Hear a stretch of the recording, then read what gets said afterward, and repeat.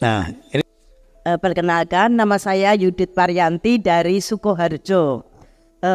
Saya bertanya tentang ini, bagaimana cara mengerti itu suara Tuhan atau suara setan?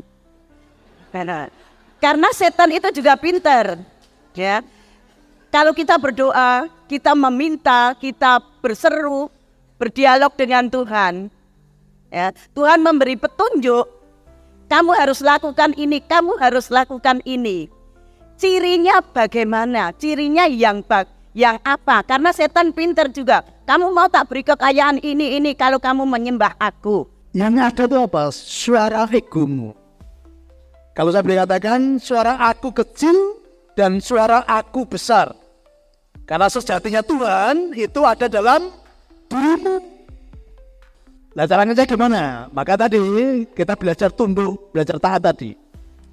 Maka selalu kasih pertanyaan, bagaimana caranya Tuhan? Jadi sebut kata Tuhan, Tuhan bagaimana caranya ini? Tuhan, apa yang harus aku lakukan? Tuhan, kalau seperti ini, kira-kira aku harus bagaimana gitu. Maka apa katanya? Aku sedekat urat nadi, berarti Tuhan ada dalam dirimu. Aku di dalam engkau dan engkau di dalam aku. Tubuhmu adalah bait sucinya Tuhan. Berarti yang ada dalam dirimu itu adalah Tuhan. Jadi dalam dirimu itu ada dua aku. Aku besar dan aku kecil. Tidak ada setan, Bu. Maksudnya kali kita nuduh setan itu kan. Nah, ini banyak orang sudah ngomong, Pak, saya kilap Pak, kena godaan setan itu ya. Godaan setan gundirimu. Kamu digodai dirimu sendiri. Ada kucing-kucing garau itu sebenarnya yuda apa yang memasukkan setan. Wah, baru kilap Pak, kena godaan setan. Kalau setan nganggo lipstick sendiri. Kamu digodai apa? Dirimu sendiri, bukan setan. Ya. Jadi dalam dirimu itu ada aku besar dan aku kecil. Nah, kalau ego itu yang menjadi apa? Memuaskan egomu.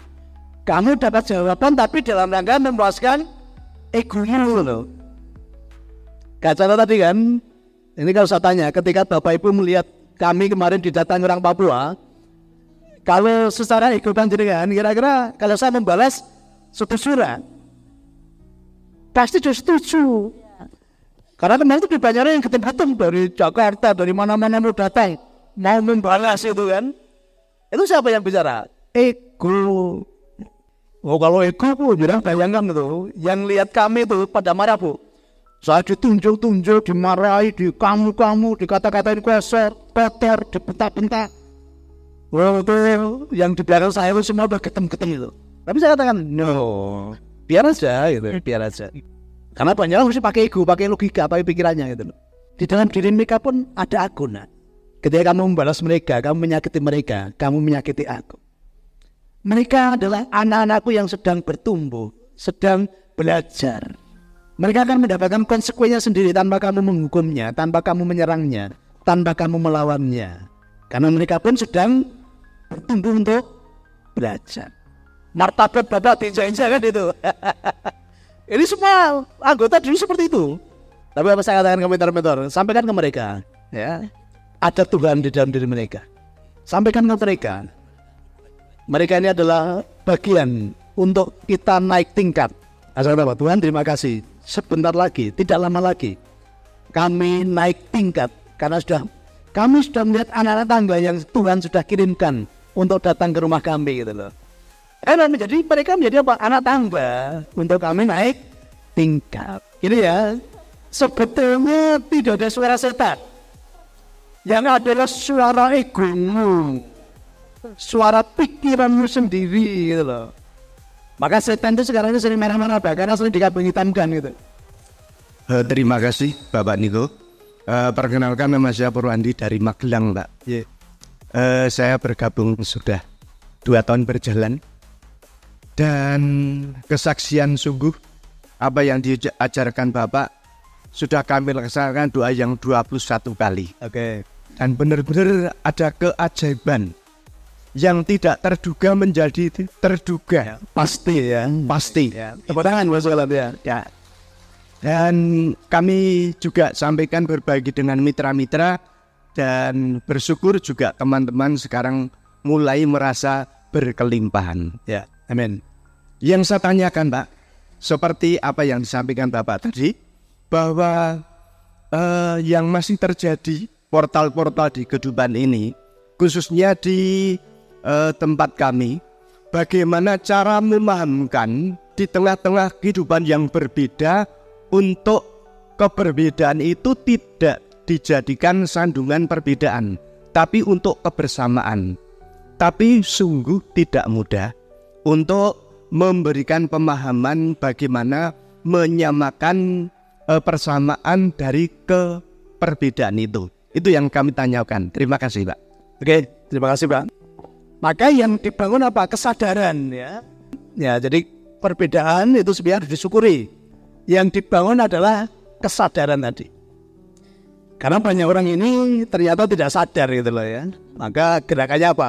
Gerakan kesadaran Nusantara ya. Kita udah mulai nih ya, gerakan kesadaran Nusantara. Maka saya berani katakan apa? Kalau mau lihat wajah semesta, datanglah ke Istana Merdeka Nusantara yang ada di Salatiga. Karena di sana dari berbagai suku, berbagai agama, berbagai keyakinan, berbagai bahasa, nyaman ketika datang di rumah kelimpahan. Nah, makanya kita harus menjadi apa? Harus praktek Pak. Praktek. Dimulai dari kita dulu. Jadi tentunya tidak hanya dengan kata-kata. Karena kata-kata kalau di negara kita udah banyak kata-kata. Orang pandai berkata-kata itu banyak. Maka harus disertai dengan langkah nyata, perbuatan nyata. Ketika Idul Adha, ini juga diceritakan banyak orang kemana-mana. Ya, ini bukan pamer tapi ini itu pelajarannya. Ketika Idul Adha, minimal kita sapi itu 2. Ya, di kampung saya dan di keraton ya. Kambing banyak. Saya mah nggak ngerti malah teman saya yang Muslim tadi. Ternyata kalau teman-teman di Muslim itu sapi satu tuh bisa untuk 7 orang. Begitu ya Bapak sekalian ya. Nah, jadi, nah sementara kami itu kalau beli sapi ya 1. Ya namanya nggak tahu. Saya pun mau dikasih nama pun nggak apa-apa gitu kan.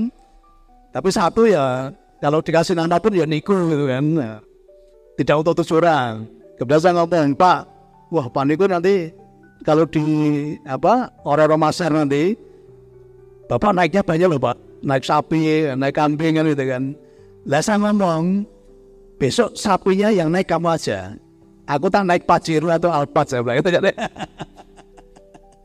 Jadi kan akhirnya apa yang saya lakukan itu viral. Contoh ada teman saya di Pekalongan ketika datang ke Salatiga selalu bercerita tentang Paniko. Paniko itu di sebelahnya ada masjid, tapi dulu nggak pernah ada Jumatan. Maka Paniko membuat kelas hari Jumat supaya masjidnya ramai kan itu. Artinya apa? Ini kesadaran itu loh. Justru yang memikirkan masjid supaya ramai, supaya ada Jumatan, justru saya yang notaben merek saya berbeda. Nah, ini akhirnya mau menjadi bahan ceritaan kemana-mana gitu loh. Kesadaran Nusantara tadi. Ya saya pun tadi, saya udah nggak berpikir tentang training dan kota-kota tadi. Semuanya sama.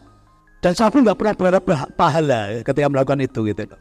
Ya, nah selama ini kita diajarkan kalau melakukan sesuatu sudah pahala, sudah ini dapat balasan itu kan. Saya nggak pernah berharap itu. Ketika saya melakukan itu semua, kenapa? Kasih adanya, kasih tanpa syarat, kasih tanpa pamrih, kasih tanpa menuntut balas, kasih tanpa hitung-hitungan. Nah, saya banyak orang dengan Tuhan pun hitung-hitungan gitu kan. Maka kami dengan Tuhan hitung-hitungan ya, Tuhan pun akan menghitung berkatmu nanti. Berkatmu akan dihitung ya. Nah, dihitung berarti sidik. Bisa dihitung ya. Gitu Pak Guru ya. Nah, kalau supaya berkatmu tidak bisa dihitung ya jangan pernah hitung-hitungan ketika melakukan kebaikan dan kasih sayang tadi. Wah, ini ya dicek lagi kalau portal itu ya pribadi yang tidak otentik tadi pasti hitung-hitungan. Melakukan sesuatu mesti hitung-hitungan dulu loh. Aku tak ngamal aku ganti sing berlipat-lipat gitu kan. Nah, itu belum otentik itu masih seperti yang biasa. Masih kebanyakan seperti mereka, tidak otentik. Kalau mau jadi pribadi otentik, lakukan segala sesuatu tanpa syarat, tanpa hitung-hitungan, tanpa menuntut balas. Karena sejatinya sang sumber tadi sudah membersamai kehidupanmu. Gitu. Kayak gitu Pak ya, praktekkan. Kalau teori oke, tapi praktek itu lebih cepat nanti membangun kesadaran dengan siapapun, ya. Nggak pernah hitung-hitungan, nggak pernah menuntut balas. Karena itu saya lakukan apa? Sebagai bentuk ucapan syukur kepada Tuhan, karena Tuhan sudah sediakan berkat yang berlimpah-limpah di dalam kehidupan saya.